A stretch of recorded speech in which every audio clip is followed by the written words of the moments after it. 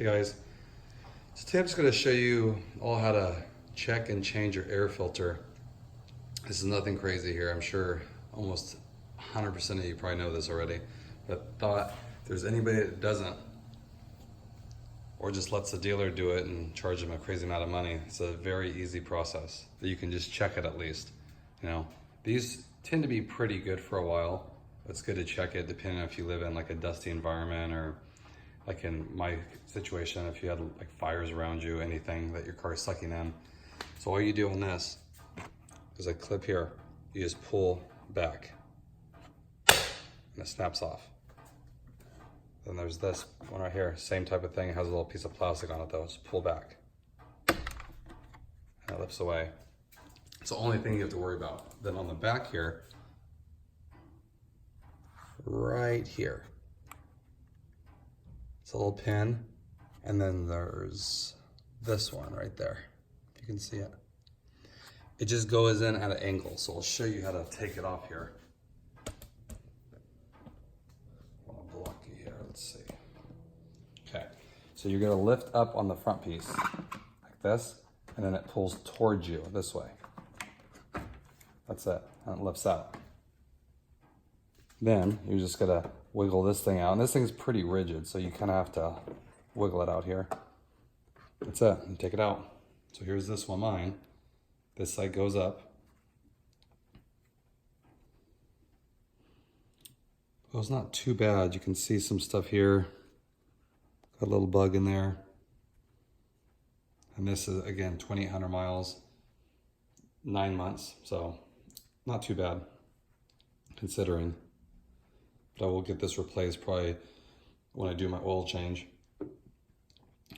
Okay, so if you're gonna replace it, same process. You just lift this up, it's connected so you don't have to disconnect it. And you don't need that much room. What I like to do too is look in here. Make sure there's nothing in there, you know, because once in a while you'll get debris. It's good to make sure that's all cleaned up. So to put it in, just slides in. And it's rigid, so it kind of finagle it to go down. Okay, so now when you put it back, I'll show you guys. This is what's probably the trickiest part. There's this pin here, and then this one. So it goes in. You have to slide it in there first. See if I can show you guys here.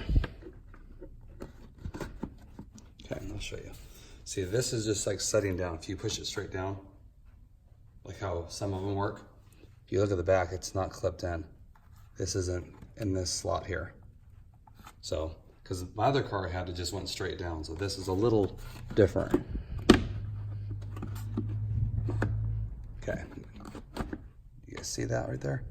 So you just push down on the back.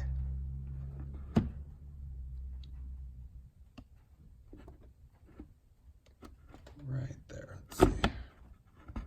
Right there, and see it goes in, slides in. There's just these two little ears, if you want to think of it like this, and they slide this way, and then the front can come down. And then once you do that, you push on here, it'll seat. The same thing with this, you just push it up. Now this thing, when I did this one time, this fell off. So if this piece of plastic falls off, it just snaps onto this bar. But then how this works is you just set this front piece in the groove here and you spin it. Hard to do with one hand. Like that. It just sits in there and then lift up on it and it snaps in place. Really simple. It's hard to do with one hand, but if you guys look at it, don't be intimidated by it if you've never checked one or you just let the dealer do it. These filters I saw online for 20 bucks. OEM ones, 20 bucks. The dealer, I'm sure will charge you 3 times that to replace it. Very basic. Like I said, the hardest part, if there's any part that's hard on this, is it doesn't go straight up, these pins. So when you do it, this front side lifts up first and then you pull toward the front of the car and then reverse it when you put it back. put those two ears in, go down, and they slide this way, and the front of the thing goes down to allow you to latch it. That's it.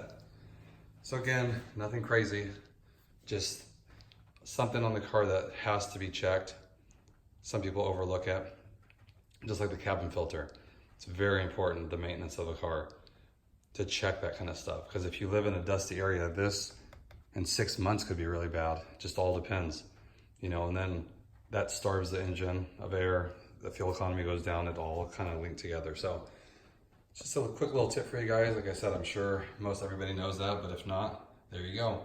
Hope everyone's doing good today. Thanks again for the support of my channel. I do appreciate it. Love seeing the feedback. So leave feedback in below. I'll definitely read them. Thanks everybody. Have a great day.